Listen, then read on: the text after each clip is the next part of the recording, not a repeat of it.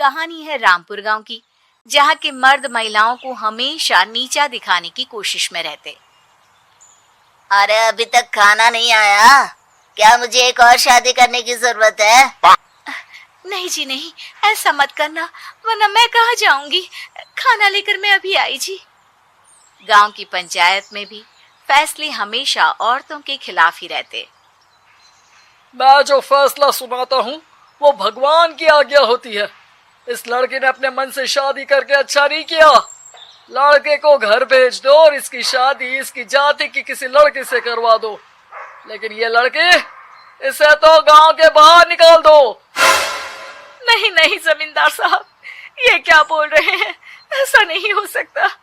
मेरी बेटी मासूम है, इसे अच्छे बुरे की समझ नहीं है। अरे कहाँ जाएगी ये बेचारी? कहाँ जाएगी? इतनी चिंता है तो पूरे परिवार का गांव निकाला कर देते हैं। बेचारे पूरे बसे बसाए परिवार को गांव छोड़ना पड़ता है।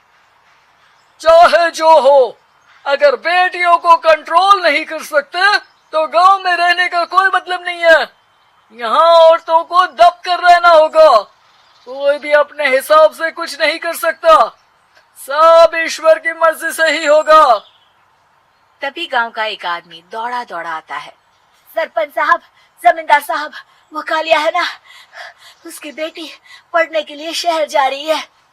अच्छा, ये कब हो गया? और कालिया की हिम्मत कैसे हो गई ऐसा करने की? लेकर आओ उसे और उसकी बेटी को। बस फिर क्या था, हाजिर हो जाते हैं कालिया और उसकी बेटी सरपंच के सामने। और कालिया, ये क्या सुनने में आ रहा है? बेटी को इंजीनियर बना रहा है तू? और ये बता, गांव में तो स्कूल नहीं है, फिर कहां से इतनी क्लास पास कर गई तेरी बेटी? राधा, जो कि कालिया की बेटी है, उसे लगता है कि सरपंच उसकी तारीफ कर रहे हैं। सरपंच जी, मैंने ऑनलाइन पढ़ाई की है, डिस्टेंस लर्निंग से। सभी में मैंने अच्छे नंबर पाए हैं, जिसे देखते हुए शहर की इंजीनियरिंग कॉलेज में मुझे स्कॉलरशिप मिली है। वाह जी वाह, क्या होती है ये? पहले तो ये बताओ, फिर आगे की बात करते हैं। पूरा गांव राधा की बात सुन रहा था और राधा बोलती जा रही थी। तो ऐसे मैं फ्री में एक अच्छी शिक्षा लेकर गांव में जो कुछ परेशानियां हैं, जैसे बिजली, पानी और इंटरनेट जैसी समस्याओं के लिए काम करूंगी। मैं गांव को शहर से जोड़ने के लिए पुल का निर्माण करवाने का प्रस्ताव रखूंगी। मुझे पूरी उम्मीद है कि जल्द ही हमारा गांव भी तरक्की की राह पर चल पड़ेगा। राधा की बात सुनकर सारे गांव वाले ताली बजाने लगते हैं। सरपंच को समझ नहीं आता कि वो क्या करे। चुप रह नादान लड़की, गांव के खिलाफ जाने के लिए तुझे गांव से बेदखल कर दिया जाएगा, वो भी पूरे परिवार के साथ। और हाँ, अगर ठीक से गांव में रहना चाहती है तो ये पढ़ाई लिखाई छोड़ दे। हम तेरे लिए गांव का कोई होनहार लड़का देखेंगे। तभी गांव का एक आदमी बोल पड़ता है। अरे नहीं नहीं सरपंच जी, राधा बिटिया जो बता रही है, अगर वैसा हो जाए तो हम लोगों को पैसा कमाने के लिए बाहर नहीं जाना पड़ेगा। हाँ जी, और ना ही कोसों दूर पानी के लिए भटकना पड़ेगा। हमारे बच्चे भी अच्छी पढ़ाई कर सकेंगे और आगे बढ़ेंगे, ना कि हमारी तरह खेती करते बैठेंगे। क्यों गांव वालों, राधा बिटिया का साथ देना चाहिए ना। सरपंच देखता है कि गांव राधा के साथ है तो वो चुप हो जाता है। वो घर आकर अपने सलाहकार से बात करता है, जो बहुत ही चालाक किस्म का इंसान होता है। अरे सरपंच साहब, आपको बहुत ही होशियारी से काम लेना पड़ेगा।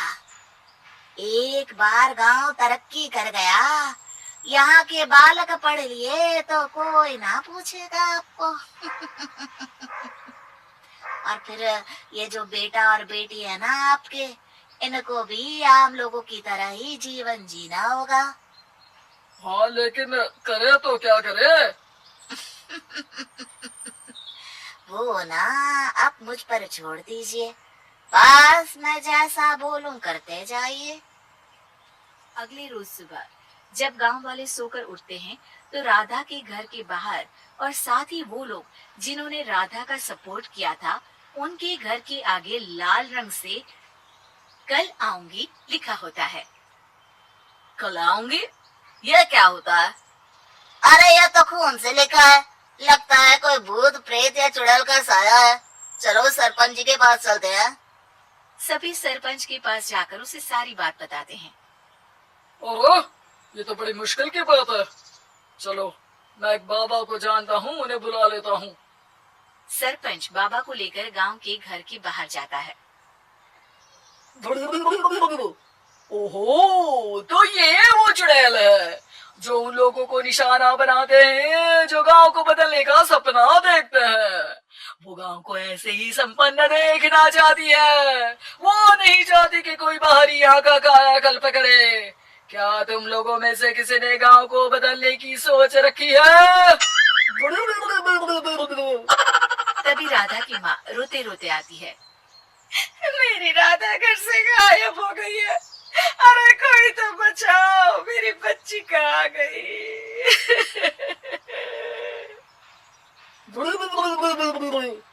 ले गई वो चुड़ैल, तेरी बच्ची को ले गई।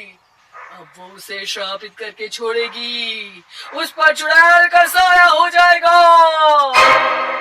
तभी बुरी सी हालत में राधा भी वहाँ आ जाती है। उसके बाल चुड़ैल की तरह फैले होते हैं और कपड़ों में खून लगा होता है। सभी राधा को देखकर डर जाते हैं। माँ, पता नहीं मुझे कौन उठा कर ले गया था। अरे दूर दूर हो जा चुड़ैल, अब हम लोग इस गांव में नहीं रुकेंगे। अरे कैसी बातें कर रहे हैं आप? कल तो आप मेरे भरोसे गांव का हुलिया बदलने, अपने बच्चों को पढ़ाने और तरक्की उन्नति की बात कर रहे थे, तो आज क्या हो गया आपको? ये फिर तुम लोगों को बहकाएगी। ये चुड़ैल गांव में आ चुकी है, ऐसे ही ये तुम्हारे घर के बच्चों को भी ले जाएगी। गांव वाले राधा को गांव से बाहर निकाल देते हैं। उसके माँ बाप रोते रहते हैं, लेकिन गांव वाले नहीं मानते। मैं भी अपनी बहन के साथ गांव के बाहर रहूंगा, लेकिन वो पढ़ाई नहीं छोड़ेगी। वहीं सरपंच के घर पर सलाहकार कहता है। देखा, सांप भी मर गया और लाठी भी नहीं टूटी। लेकिन अगले ही दिन सरपंच के घर के बाहर भी वही शब्द लिखे होते हैं और फिर सरपंच की बीवी कहती है, हमारी बेटी को किसी ने अगवा कर लिया है। तभी राधा का भाई वहाँ आ जाता है। अरे गांव वालों, मैंने सरपंच जी की बेटी को देखा था। वो चुड़ैल उसे उठाकर ले जा रही थी। अरे क्या मजाक कर रहे हो? नहीं नहीं सरपंच जी, आप नहीं जानते। वो चुड़ैल अब आपकी बेटी में आ जाएगी, जैसे राधा के अंदर आ गई थी। तभी सरपंच की बेटी वैसी ही हालत में वहाँ आती है जैसे राधा आई थी। पापा, पता नहीं कैसे मैं गायब हो गई थी। चुड़ैल, इसके अंदर भी चुड़ैल का साया है, मारो इसे। अरे नहीं नहीं, इसे भी राधा के पास गांव के बाहर ही भेज दो। अरे चुप रहो, मेरी बेटी कहीं नहीं जाएगी और चुड़ैल वुड़ैल कुछ नहीं होता है। अरे कैसे बात कर रहे हो सरपंच जी? आप तो बोल रहे थे कि आपका फैसला भगवान का ज्ञान होता है, तो अपने पर बात आई तो अब आप ऐसे बोल रहे हैं। अरे ना ना ना, आपको अपनी बेटी को त्यागना ही होगा। अरे बुलाओ बाबा को। राधा का भाई बाबा को ले आता है, जिसे अब गांव वालों के डर के कारण सच बोलना पड़ता है। मैं कोई बाबा नहीं हूँ, मैं तो मोची था। ये सलाहकार महोदय ने मुझे कहा था एक्टिंग करने को।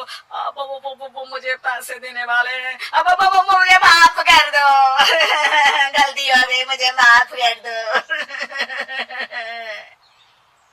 तभी वहाँ राधा आ जाती है। देखा सरपंच जी, जब गांव के बच्चे साक्षर होंगे तो आप जैसे लोगों की चालाकी नहीं चलेगी।